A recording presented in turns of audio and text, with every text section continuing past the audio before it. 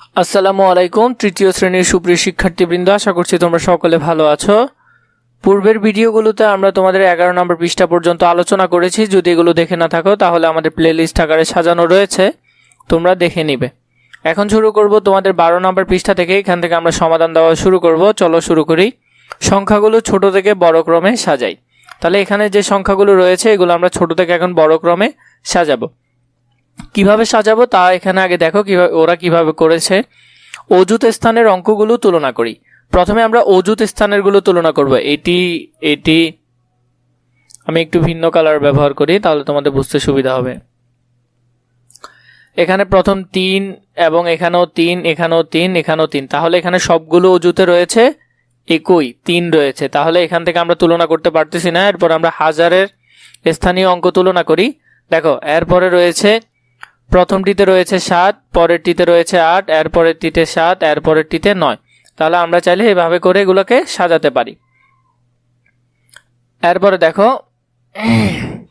এখানের মধ্যে তাও আমরা দুটি সংখ্যা পেলাম যেটার হাজারের ঘর একই। তাহলে এখনো আমরা ঠিকভাবে করতে পারিনি কিভাবে সাজাবো, এখন আমরা ঠিকভাবে সাজাতে পারিনি। তাহলে দেখো এখানে এই সংখ্যা এবং এই সংখ্যা দুটির শতকের ঘর একই। তাহলে আমরা পরবর্তী সংখ্যাটা মিলাই। এখানে শতকে হলো 5, এখানেও শতকে 5, কিন্তু এখানে দশকে 6, এখানে দশকে 5। তাহলে এই সংখ্যাটি বড় এটির তুলনায়। তাহলে আমরা এভাবে করে লিখলাম। সবগুলো সংখ্যারই একক স্থানীয় অঙ্ক 6। সংখ্যাগুলো ছোট থেকে বড় ক্রমে যদি সাজাই তাহলে প্রথমে এটি, এরপরে এটি, এরপরে এটি আসবে। আশা করি তোমরা বুঝতে পেরেছ। নিচের সংখ্যাগুলোর তুলনা করি এবং বড় থেকে ছোট ও ছোট থেকে বড় ক্রমে সাজাই।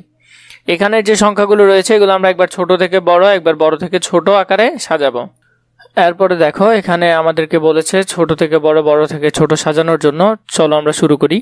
হাজারের ঘরে এখানে 4, এখানে 5, এখানে 5, এখানে 4।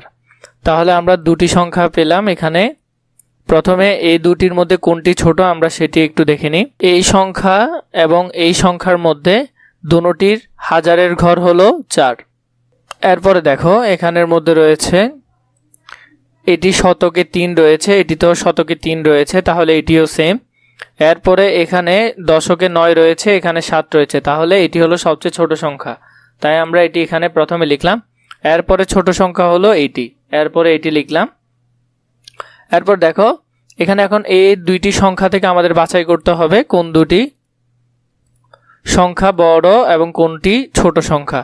প্রথমে দেখো এখানের মধ্যে আমরা দেখেছি হাজারের ঘরে একই, কিন্তু শতকে 4, শতকে এখানেও 4, তাহলে আমরা এটা থেকেও বাছাই করতে পারছি না। এরপর দেখো দশকে এখানে 0, দশকে এখানে 8, তাহলে এরপরে ছোট সংখ্যা হলো এটি, তাহলে আমরা এটি লিখে দিলাম। তাহলে সবচেয়ে বড় সংখ্যা হলো এখানে এটি। এই সিরিয়ালটিকে তুমি যদি উল্টে লিখে দাও তাহলে এই সিরিয়ালটি হয়ে যাবে। আশা করি বুঝতে পেরেছ। এরপরে যে ঘরটি রয়েছে এটিও একইভাবে করবে। এখানের মধ্যে ছোট থেকে বড় এবং বড় থেকে ছোট সাজানো আছে। প্রথমে দেখো সবগুলো ঘরের মধ্যে অজুতে রয়েছে 7, 7, 7, 7, সবগুলোর অজুতে রয়েছে 7 এবং সবগুলোর হাজারে রয়েছে 5, 5, এটিতে রয়েছে 7, এটিতে রয়েছে 6। তাহলে এখানে 5 আর 5 আমরা দুটি পেলাম। তাহলে এই দুটো থেকে যদি আমরা বাছাই করি, এখানে 5 আর 5 দুটোই সেম। এরপরের সংখ্যা আমরা শতকে যাই, 6 আর 6 একই, কিন্তু এরপরে যে দশকে এখানে 1, দশকে এখানে 8, তাহলে সবচেয়ে ছোট সংখ্যা হলো এটি। তাহলে এখানে ছোট সংখ্যাটি আমরা লিখে ফেললাম। এরপরে ছোট সংখ্যাটি হলো এটি, তাও এটি আমরা লিখে ফেললাম। এরপর দেখো এই দুটি সংখ্যার মধ্যে এখানে এটিতে 7, এটিতে 7, এরপরেরটি হলো এটিতে 8, এটিতে 7 রয়েছে, তাহলে এই সংখ্যাটি হলো এটার তুলনায় ছোট। তাহলে আমরা এটি লিখে ফেললাম। এটাকে যদি তুমি উল্টে লিখে দাও তাহলে তোমার উত্তর হয়ে যাবে। এরপরেরটিও সেম একইভাবে করে ফেলবে। যদি বুঝতে কষ্ট হয় আমাকে কমেন্ট করে জানাবে, আমি ইনশাল্লাহ আবার বুঝিয়ে দিব। এরপরে দেখো যদিও বুঝতে কষ্ট হয় সামনে এই ধরনের আরও অঙ্ক পাবে। চলো আমরা করতে থাকি। একটি প্রশ্ন করেছে, এটি মূল প্রশ্ন। বাংলাদেশের গার্মেন্টস শ্রমিকদের বেতন কাঠামো 5টি গ্রেডে নির্ধারণ করা হয়েছে। এতে প্রথম গ্রেডে 18,257 টাকা, দ্বিতীয় গ্রেডে 15,416 টাকা, তৃতীয় গ্রেডের ৯,৮৪৫ টাকা, চতুর্থ গ্রেডের ৯,৩৪৭ টাকা এবং পঞ্চম গ্রেডে ৮,৮৭৫ টাকা নির্ধারণ করা হয়েছে। কোন গ্রেডের বেতন কত তা সহজে কিভাবে পড়তে পারি, আবার স্থানীয় মানের ধারণা ব্যবহার করে সহজেই পড়তে পারি। চলো প্রথমটি আমরা দেখেছি 18,257, এটিকে যদি আমরা স্থানীয় মানে করি, প্রথমে রয়েছে এখানে 7 একক, এককের ঘরে, এরপরে দশকে রয়েছে 5, তাহলে 5 দশক 50, এরপরে শতকে রয়েছে 2, তাহলে 200, এবং হাজারে রয়েছে 8, তাহলে 8,000, এরপরে এখানে অজুতে রয়েছে 1, তাহলে 1 অজুত সমান 10,000। এরপরে দ্বিতীয় গ্রেড এবং তৃতীয় গ্রেড, এগুলো বাকিগুলো পঞ্চম গ্রেড পর্যন্ত আমরা বের করব স্থানীয় মান।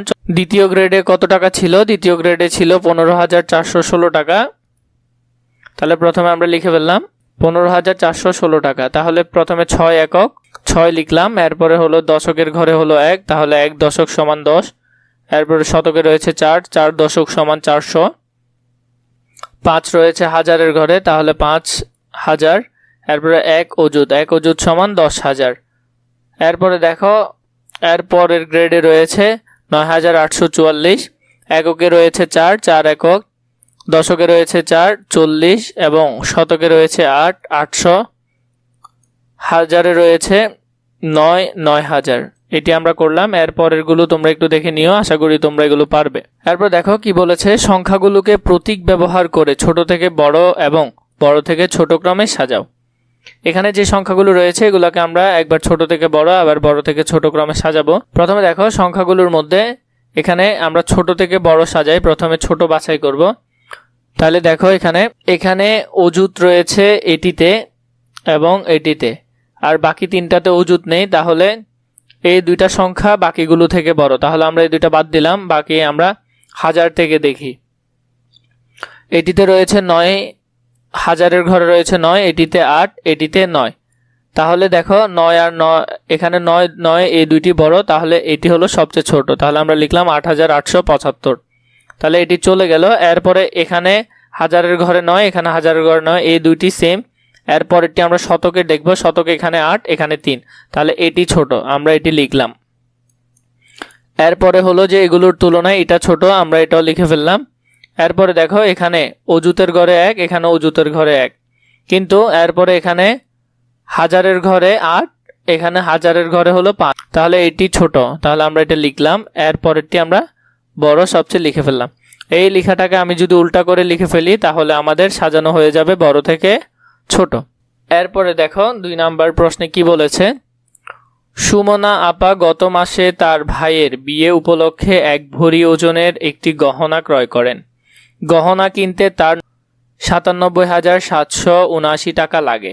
গহনার মূল্যকে কথায় লিখি এবং এতে ব্যবহৃত অঙ্কগুলো স্থানীয় মান নির্ণয় করি। এই যে গহনাটির দাম রয়েছে এটিকে আমরা কথায় লিখব এবং এর স্থানীয় মান আমরা নির্ণয় করব। চলো শুরু করি। প্রথমে 97,779 কে আমরা যদি লিখি 97,779 কথায় লেখা শেষ। এখন আমরা স্থানীয় মান নির্ণয় করব।